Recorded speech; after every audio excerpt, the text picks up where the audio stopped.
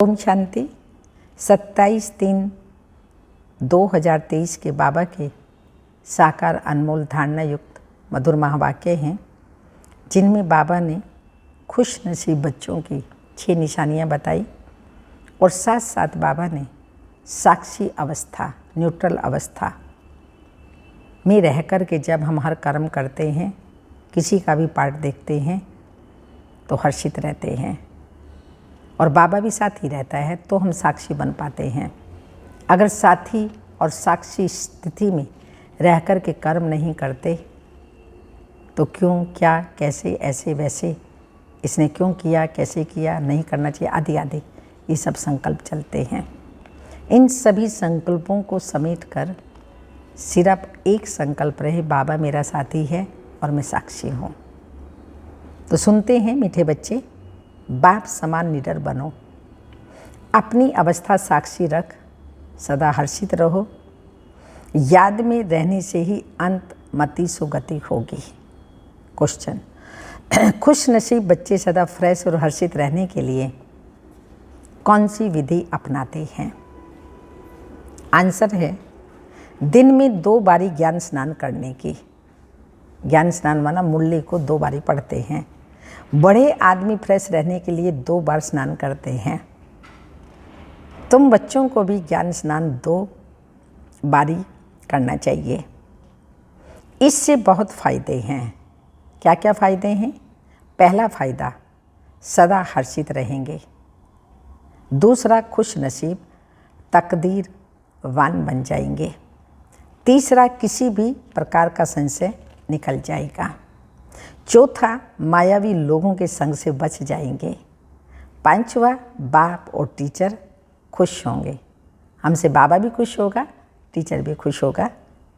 6ठा, गुलगुल फूल बन जाएंगे, अपार खुशी में रहेंगे। ये 6 निशानियां हैं खुश नसीब बच्चों की, सदा हर्षित रहने वाले बच्चों की। गीत के बोल हैं, जाग सजनिया जाग, नव युग आया। ओम शांति। शिव बाबा बच्चों को बैठ समझाते हैं ब्रह्मा मुख से। यह गौ मुख, बैल मुख, नंदीगण है ना। गीत भी सुना, साजन कहते हैं सजनियों को। अब सजनियाँ सिर्फ फीमेल तो नहीं हैं, ये फीमेल्स भी सजनियाँ हैं। यहाँ आत्मा की बात है, मेल फीमेल की बात नहीं है। आत्मा रूपी सभी सजनियाँ हैं, एक साजन परम पिता परमात्मा की। जो भी भक्ति करते हैं, भगवान को याद करते हैं, वो हो गई सजनियाँ। साजन तो एक है। साधु भी साधना करते हैं भगवान से मिलने के लिए, तो वह भी सजनियाँ ठहरे। वह एक भगवान कौन? एक तो कहा जाएगा गॉड फादर को। जैसे वर राजा को आना पड़ता है बन्नी, यानी स्त्री को ले जाने के लिए, यह सब वनियाँ हैं। साजन को याद करती हैं तो ज़रूर आना पड़ेगा। एक के लिए तो नहीं, सबके लिए आना पड़ेगा। और सभी सजनियाँ दुखी भी हैं, कोई ना कोई रोग बीमारी आदि जरूर होगी। तो यह हो गया नरक। स्वर्ग में है सुख, नरक में है दुख। इस समय हम सब हैं नरकवासी सजनियाँ, अर्थात सब माया रावण की कैद में हैं। बेहद का बाप बेहद की बातें ही समझाएंगे। सारी दुनिया कैद में है। इसको दुख धाम कहा जाता है। धाम अर्थात रहने की जगह। कलयुग में दुख है, सतयुग में है सुख। दैवी संप्रदाय, आसुरी संप्रदाय, यह है गीता के भगवान शिव के महावाक्य। वो खुद कहते हैं, सजनियाँ अब नव युग आया।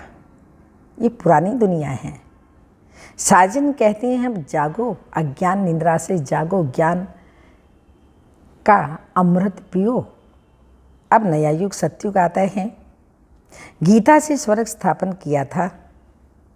गीता भारत के देवी देवताओं का धर्मशास्त्र है। जो देवता धर्म अब प्रायलोप हो गया है, प्राय अर्थात बाकी आटे में नमक जरूर रहा है। चित्र हैं, लेकिन अपने को कोई भी देवता नहीं मानते। चित्र हैं, चरित्र खत्म हो गया तो देवता कैसे मानेंगे। यह भूल गए हैं कि सतयुग में देवी देवता धर्म था, जिसको ही स्वर्ग कहा जाता है। जब लक्ष्मी नारायण का राज्य होगा तब वह ऐसे नहीं कहेंगे कि अब स्वर्ग है। फिर तो यह भी समझे कि नरक होना है। यह सब राज हम अभी जानते हैं। 5000 वर्ष पहले स्वर्ग था, अब नरक है। देवी देवता धर्म की टांग टूटी हुई है। बाकी सब धर्म है आदि, सनातन देवी देवता धर्म नहीं है, इसलिए वो टांग बाबने का टूटी हुई है। ये बातें और कोई गीता सुनाने वाला बता न सके। सर्वशास्त्रमयी शिरोमणि गीता है। गीता का भगवान ही गीता द्वारा भारत को स्वर्ग बनाते हैं। फिर आधा कल्प वहाँ गीता की दरकार नहीं, वहाँ तो प्रारब्ध है। बाबा खुद कहते हैं ये ज्ञान प्रालोप हो जाता है। अभी लोप है ना, हम रोज नई नई बातें सुनते हैं। वह तो 18 अध्याय सुनते आए हैं, उसको नया कौन कहेंगे। पूरे 18 अध्याय लिख दिए हैं। यहाँ तो हम पढ़ते रहते हैं, योग लगाते रहते हैं, इसमें टाइम लगता है। ज्ञान और योग दोनों भाई बहन हैं। बाबा कहते हैं ध्यान से ज्ञान श्रेष्ठ है, क्योंकि उससे ही तुम जीवन मुक्ति पा सकेंगे। ऐसा कोई कह न सके कि हमको साक्षात्कार हो तो पुरुषार्थ करें। सामने श्री कृष्ण का चित्र देख रहे हैं, ऐसे प्रिंस प्रिंसेस बनेंगे। लक्ष्य सामने है तो लक्षण आएंगे ही आएंगे। फिर जो चाहे सो बनो, प्रिंस प्रिंसेस बनते हैं। यह तो मानना चाहिए ना। अब नवयुग आ रहा है, जहाँ जीत है वहाँ जाकर प्रिंस पने का जन्म है। रतन जड़ित मुरली भी होगी, ये निशानी है। श्री कृष्ण को भी मुरली दिखाते हैं, क्योंकि शहजादा है ना।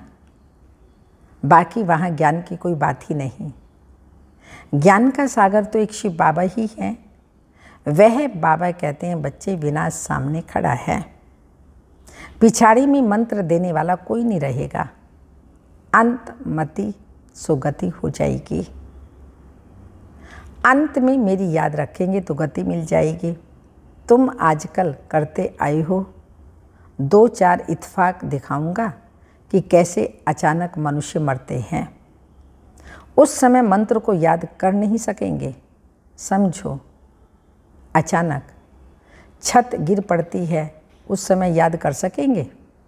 धरती हिलेगी, उस समय तो हाय हाय करने में लग जाएंगे। बहुत समय से प्रैक्टिस होगी तो फिर उस समय अवस्था हिलेगी नहीं। साक्षी हो, हर्षित मुख बैठे रहेंगे।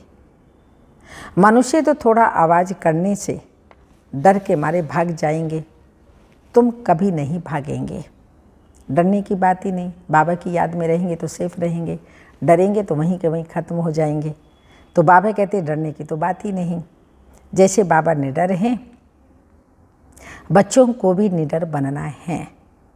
बाबा कहते हैं बच्चे अब नवयुग आ रहा है, अब अपने को इंश्योर कर दो। सारे भारत को तुम इंश्योर करते हो, बाप से ताकत लेकर भारत को तुम इंश्योर कर रहे हो। भारत हीरे जैसा बन जाएगा। फिर उसमें भी जितना जो लाइफ को इंश्योर करेगा, तन मन धन सब इंश्योर हो जाता है। बाबा कहते ये ज्ञान प्रत्यक्ष फल देने वाला है। जैसे सुदामा का मिसाल है, झट महल देखे तो प्रत्यक्ष फल हुआ ना। प्रिंस प्रिंसेस का भी साक्षात्कार करते हैं। फिर प्रिंस प्रिंसेस तो सतयुग में भी हैं तो त्रेता में भी हैं। ये थोड़ी समझ सकेंगे हम कहाँ के प्रिंस बनेंगे। सब सूर्यवंशी तो नहीं बन सकेंगे ना। ये सब साक्षात्कार हैं, बाकी आत्मा कोई निकल करके जाती नहीं। यह साक्षात्कार की ड्रामा में नोंद है। सोल को बुलाते हैं तो ऐसे थोड़ी आत्मा कोई शरीर से निकल जाती है, फिर तो वह शरीर ही रह न सके। ये सब साक्षात्कार है। बाबा भिन्न भिन्न रूप से साक्षात्कार कराते हैं। नींद है तब सोल आती है। ये ड्रामा का राज समझना है, नई बातें हैं ना। तो क्लास में भी रेगुलर आना पड़े। तुमको मालूम है बहुत अच्छे अच्छे आदमी 2 बारी स्नान करते हैं फ्रेश रहने के लिए। यह भी ज्ञान स्नान 2 बारी करने से फ्रेश होंगे। 2 बारी ज्ञान स्नान करने से बहुत बहुत फ़ायदा है, नहीं तो मुफ्त में अपनी बादशाही गंवा देंगे। बाबा रजिस्टर से भी जांच करते हैं पूरा खुश नसीब तकदीरवान कौन है। अरे बेहद के बाप से अथाह धन लेने जाते हैं, स्वर्ग का मालिक बनते हैं। अगर इतना निश्चय नहीं तो ऊंच पद पा नहीं सकेंगे। 2 बारी स्नान करने से तुम बहुत बहुत हर्षित रहेंगे। बाबा कहते हैं मैं गाइड बन तुम सबको साथ ले चलने के लिए आया हूँ। कितना घुमाता हूँ। वो लोग एरोप्लेन से ऊपर जाते हैं, कितनी उनकी महिमा होती है। वास्तव में महिमा तो तुम्हारी होनी चाहिए। तुम बैकुंठ में जाकर घूम कर के आते हो। मोस्ट वंडरफुल चीज़ है स्वर्ग, मोस्ट वंडरफुल चीज़ है। बाबा कहते मैं सबसे दूर रहने वाला आया हूँ देश पराए। फिर इसमें सर्वव्यापी की तो बात ही नहीं। तुम पैगंबर भी हो, पैगाम देने वाले हो ना। मैं भेज देता हूँ। ये भी ड्रामा में नूत है। ड्रामा अनुसार हर एक को अपना पार्ट बजाना पड़ता है। फिर मैं भी आया हूँ, आकर पढ़ाता हूँ। यह तो गीता पाठशाला है। उन सत्संगों में तो तुम जन्म जन्मांतर जाते आए रहते हो। एक कान से सुना, दूसरे से निकाला। एम ऑब्जेक्ट कुछ नहीं। अभी तो अंदर में खुशी की तालियां बजती रहती हैं। स्टूडेंट लाइफ में जो अच्छा पढ़ते हैं उनको तो खुशी रहती है ना। बच्चे के संबंध की भी खुशी होगी, टीचर को भी खुशी होगी। यह भी माँ बाप है, टीचर है तो खुशी होती है। बच्चों का फर्ज है पढ़ना।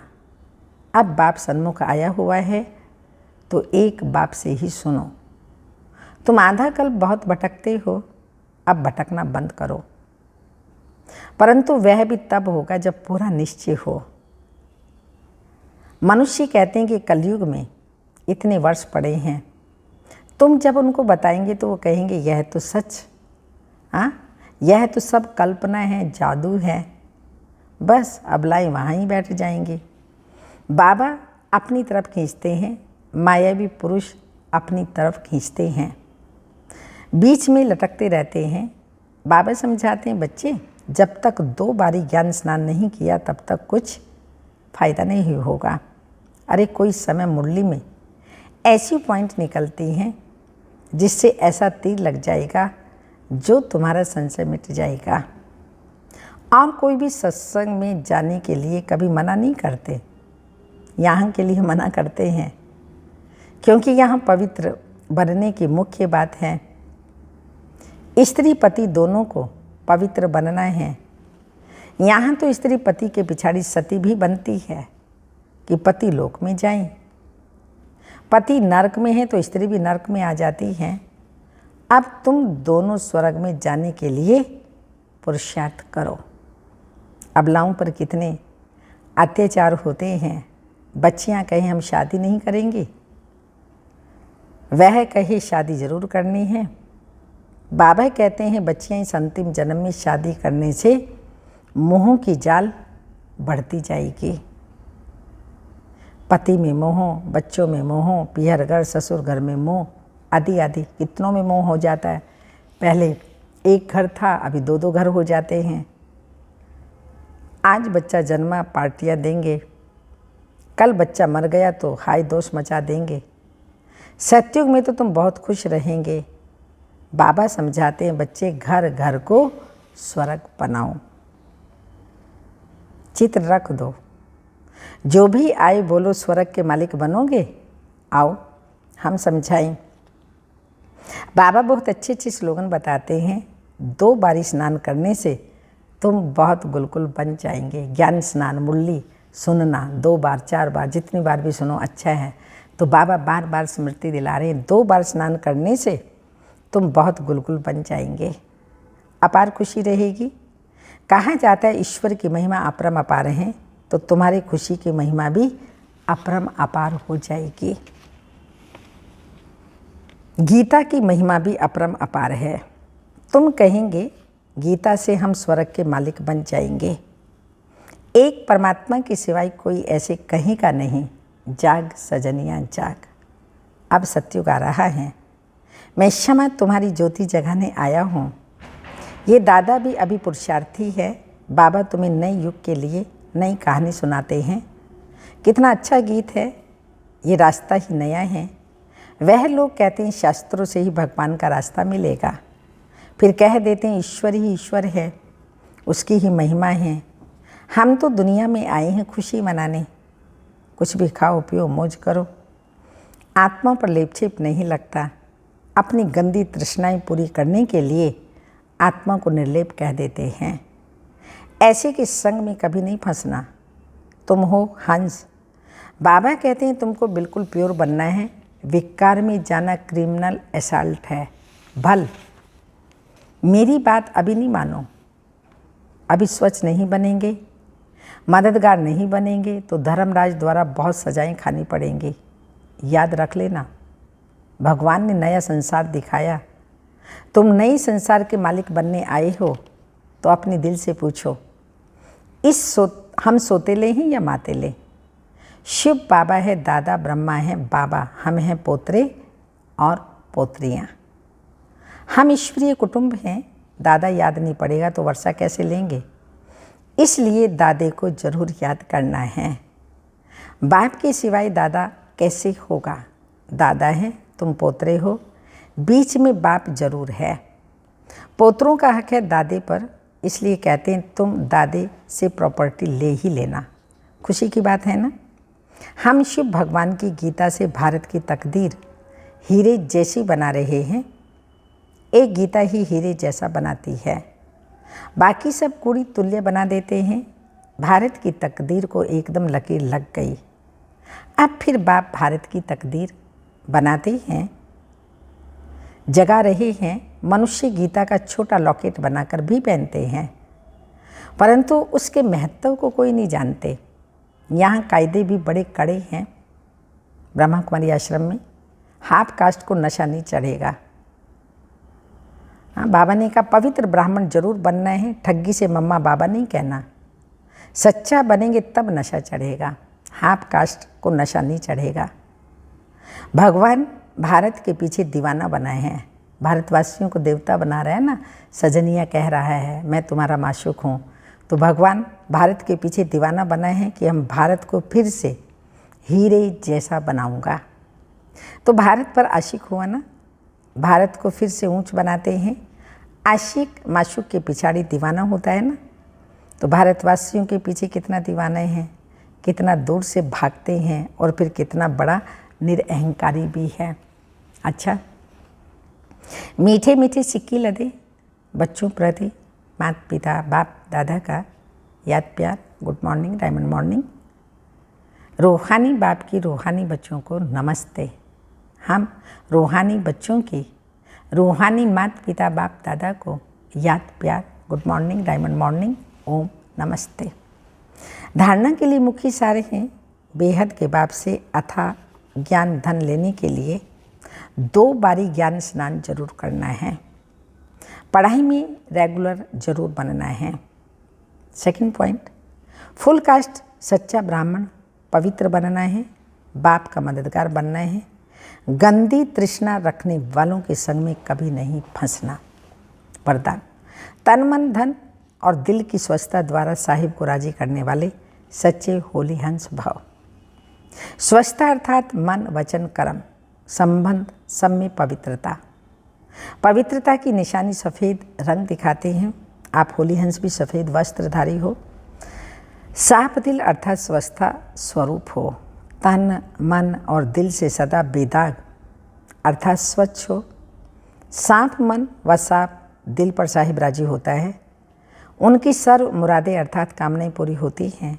हंस की विशेषता स्वच्छता है, इसलिए ब्राह्मण आत्माओं को होली हंस कहा जाता है। स्लोगन: जो इस समय सब कुछ सहन करते हैं वही बादशाह बनते हैं। जो इस समय सब कुछ सहन करते हैं वही बादशाह बनते हैं। अव्यक्त इशारा सदा चेक करो। आज के दिन मनसा द्वारा या कोई भी सेवा द्वारा कितने पुण्य जमा किए और पुण्य के आधार से छोटी छोटी बातें कितनी समाप्त हो गई, खर्च कितना हुआ और बचत कितनी हुई। अगर बार बार विघ्न आते हैं और उसको मिटाने के लिए गुण और शक्तियों को खर्च करते हैं तो वह कितना हुआ और योग युक्त अवस्था में बाप को साथी बनाकर सेवा करने में पुण्य का खाता कितना जमा हुआ। ऐसी चेकिंग की मशीनरी दिल के ऑफिस में सेट कर चेक करते रहो तो चेंज हो जाएंगे। ओम शांति।